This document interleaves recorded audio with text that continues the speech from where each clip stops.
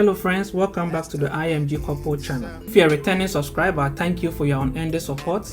If you're new here, kindly do what to subscribe for us. We interview doctors who have experience in the board exams of any country to share their preparation experience with us and with anyone preparing for their board exams. Also, since my wife and I are on the USMLE journey, we tend to share more information about the USMLE process. We also share US clinical experience opportunities that are available for IMGs to utilize. We also talk about job opportunities that are available for IMGs in US to utilize. We usually post such job opportunities in the community tab on this channel, and so you have to be checking it often to see if we have posted any job opportunity here. You can also follow us on IG, where we also post such opportunities for IMGs to utilize. Today we are going to talk about how to get US work visa or work permit as an IMG, whether you are outside US or inside US. Friends, this information is not for IMGs outside US who have US work permit. It is not for IMGs inside US who have US work permit. This information or video is specifically for IMGs who are outside US currently without work permit, and also IMGs who are inside US currently without work permit. At the end of this video, I will also answer some frequently asked questions about US visa acquisition and also the USMLE journey. First of all, let's talk about the available options for IMGs outside US to get work permit or green card. There are more options, but I'll focus on these four. First of all, we'll talk about how the IMGs outside US can use J1 clinical visa to get work permits. How these IMGs can also use the H1B visa to get work permit in US. And how these IMGs can use the B1, B2 visa to get work permit in US. The fourth one, which is the E3 visa, is specifically for Australian citizens. They can utilize this E3 visa to get work permit in US. Let's talk about the process or the requirements of using the J1 clinical visa for IMGs who are currently outside US. First of all, I want to state that if you're an IMG and you are not in US now, you can stay in your home country and finish all the USMLE exams, get into residency, then come to US and practice. So let's assume that you're an IMG who is currently in your home country and you want to finish this whole process in your home country. One of the visa options is to use the J1 clinical visa. Now, first of all, you must pass all your USMLE exams and get ECFMG certified. After, you have to apply for US residency from your home country and march into residency. Now, if you march into residency, ECFMG will send you a form called the DS 2019 form. After receiving this form, you request a statement of need from your Ministry of Health of your home country. This statement of need from your Ministry of Health have to state that the country is lacking doctors or the country is lacking in certain specialty, and so they need you to go to US and study this specialty, then come back to the country and serve. So you need such a letter, then attach it to the DS 2019 from ECFMG, then apply for visa at the US Embassy in your home country. Now let's talk about the pros and cons of using the J1 clinical visa. First of all, the pros. The first one is that this visa, you can get up to 7 years visa limit. 7 years is enough to finish residency and possibly fellowship depending on your field of specialty.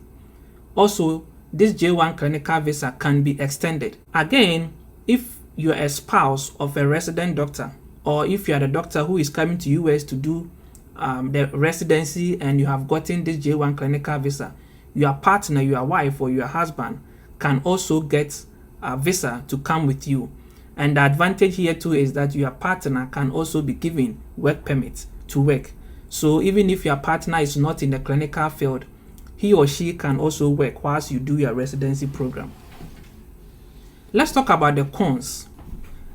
The first one here is that after training in the US, you must go back to your home country to practice for at least 2 years. The second cons is that you can't get US green card until you finish the 2 years home residency requirement. Even if during your residency program you met a US citizen and got married, this US citizen cannot file for you to get US green card until you've gone back to your home country and finish the 2 years home residency requirement. The third cons is that during your interview for visa, you must convince the consulate that you will return to your home country to serve after training in the US. Now note that the 2 years home residency requirement can be waived, especially if you did your residency or your specialty in primary care or you're a pediatrician or psychiatry doctor. In some situations, after finishing your studies, you will not be required to go back to finish the 2 years residency program in your home country, even when you are on the J1 clinical visa. There are some government agencies that support such doctors, especially doctors who did their training in primary care or pediatrics or psychiatry. These doctors, if they agree to work in an underserved communities in US, or they agree to work in rural areas, communities in US that are lacking doctors, if you are on J1 visa and you agree to work in such communities, you will be accepted to stay here even after finishing your residency and you are on the J1 visa. Now let's talk about the H1B visa, the requirements and the process. So as I mentioned earlier, if you're an IMG and you are not in US, you can stay in your home country and finish the whole process, then apply for visa. One of the visas you can use is the J1 visa, which I have explained the pros and cons. Now another process, another visa you can apply for is the H1B visa. With the H1B visa, these are the requirements and the process. First of all, you need to pass all the USMLE exams and get ECFMG certified, just as the J1 visa process. Secondly, you need to apply to US residency program and match. It's same as the J1 visa application. Third, with the H1B visa, after you get matched into residency program, the program has to send you a form called I-797 form. With the J1 visa, you needed the form DS 2019 from ECFMG. But with the H1B visa, it is the program that will send you a form and not a form from ECFMG. After getting this form, you can go ahead and apply for visa at the US Embassy in your home country. Here, you don't need statement of need from the Ministry of Health of your home country, as compared to the J1 visa where you needed such a letter from the Ministry of Health. So after getting all this, you go ahead and apply for a visa in your home country. Now let's talk about the pros and cons of using the H1B visa if you are an IMG outside US. Now the pros of H1B visa, the first one is that the H1B visa is a dual intent visa. This means that you have the first intention is to go to US to work or to do your residency. The second intention is that you plan to stay in US after your residency and work in US. So this visa automatically states that you don't have any intention of coming back anytime soon. So there is no need to convince the consular that you will return after training in US. Unlike the J1 visa that you will be required to return to your home country after residency or after training. And so you need to explain or convince the consular or the embassy that you will return. Here, no need to convince because automatically the consular knows that you intend to stay in US after your training. The second pros is that there is no 2 years home residency requirement. As I mentioned earlier, after your residency training, you don't need to come back to your home country to serve your country for 2 years. That is another pro for H1B visa. With the H1B visa, another pro is that the spouse of the doctor or the doctor coming to do the residency here, his or her partner will also be covered. That means he can also come with his partner or she can come with her partner. But on this visa, the partner will not get work permit, unlike the J1 visa where the partner will get work permit. The fourth pros here is that if you do more research and publications during your residency, you can transition from the H-1B visa to O-1 visa as a person with extraordinary abilities. So here, if your H-1B visa expires, you can transition from H-1B visa to O-1 visa whilst probably working on your green card or another way of staying in US legally. So during your residency, if you're able to do more research and more publications, you can transition from this visa to O-1 visa. Now let's talk about the cons. The cons here is that this visa, H-1B visa, is limited to 6 years. 6 years can easily run out if your program or your training, which is residency and fellowship, lasts longer or lasts more than 6 years. Another cons is that with the H-1B visa, you can't extend. The only way you can extend it is to start applying for green card. So you can only use green card application process to extend this H-1B visa. Unlike the J-1 visa that you can extend using other means, with the H-1B visa, you can only extend when you have initiated a green card application process.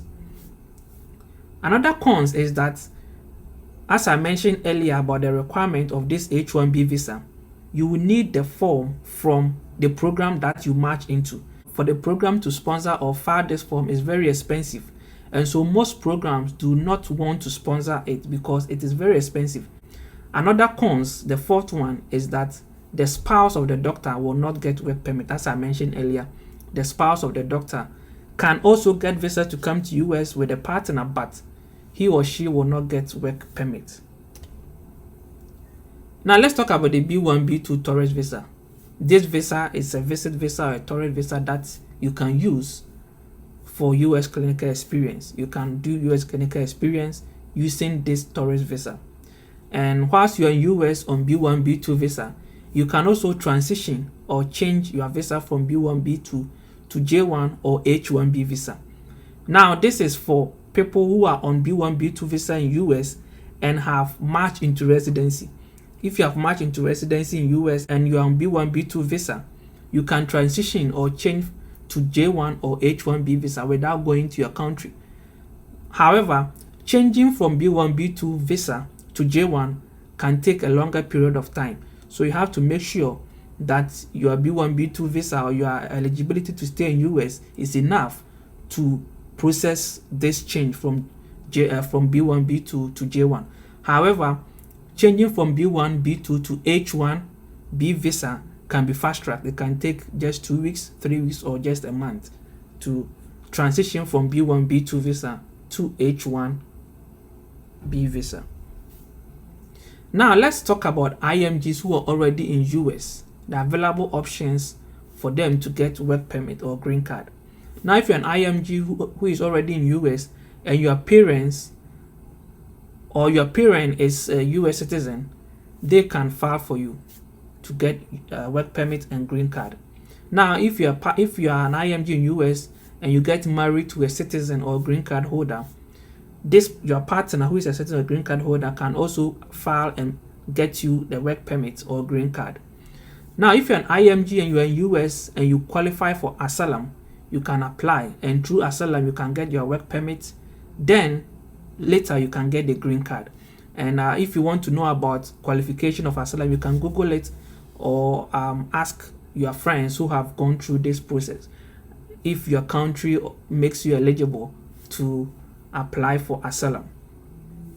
Also, if you're an IMG in US and you are a victim of domestic violence or you've been abused by a spouse or an adult or a child or your parents who are US citizens, you can also apply to get work permit. Also, if you get employment, as I mentioned earlier, if you are here on B1, B2 visa and you march into residency, you can apply to change your status from B1, B2 to either J1 or the H1B visa. Now let's talk about some frequently asked questions. The first question is, what is the best visa for US clinical experience and research? Now, the best visa for US clinical experience is B1, B2 visa. And if you want to come to US to do research specifically, you can also use J1 research visa. If you want to come to US to do residency, you need to apply for the J1 clinical visa. But here, you need to apply for J1 research visa.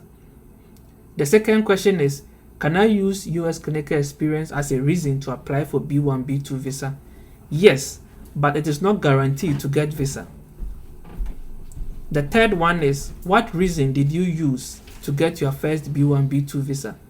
I applied to attend a conference, and so after the 4 days conference, I used my remaining stay in US to get US clinical experience.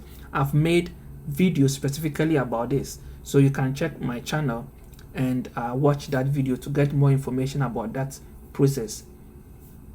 Now, the fourth question is, do you think using conference for B1, B2 is more reliable? From my experience, I would say yes. However, you have to make sure that the conference that you are using is legit. Otherwise, you will be denied the visa. Thank you so much for joining. Kindly follow us on our various platforms on IG. Kindly subscribe if you haven't. If you have any questions, leave the comments in the comment section, or you can email us or reach out to us on our IG and we will respond to you. Thank you.